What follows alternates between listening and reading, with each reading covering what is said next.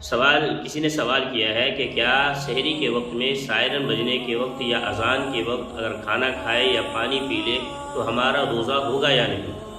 تو ناظرین جان لیجئے کہ سحری کے وقت میں اذان دینا یا سائرن بجانا اس وقت ہوتا ہے جب وقت ختم ہو چکا ہوتا ہے۔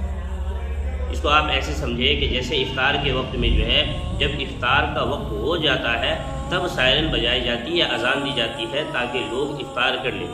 اسی طرح سحری میں جب ٹائم ختم ہو چکا ہوتا ہے تب سائرن بجائی جاتی ہے کہ اب کوئی شخص کھانا نہ کھائے، پانی نہ پیے۔ تو اگر اس وقت میں آپ کھاتے پیتے ہیں تو آپ کا روزہ نہیں ہوگا۔ ایک بات، دوسری چیز، ہاں اگر آپ کو یقین ہے کہ آپ کے محلے میں سائرن جو ہے 5 منٹ پہلے بجا دی جاتی ہے احتیاط کے طور پر، کہ اگر ابھی سائرن بجا دیں گے تو لوگ جو ہے جو سو رہے ہیں یا جن کو پانی پینا ہے کھانا کھانا ہے تو وہ جلدی فٹافٹ کچھ کھا لیں، تو بہتر ہے کہ اس میں کوئی مسئلہ نہیں۔ لیکن عام طور پر اکثریت میں جو ہے ٹائم ختم ہونے کے بعد ہی سائرن بجائی جاتی ہے، تو اس وقت میں کھانا پینا نہیں چاہیے۔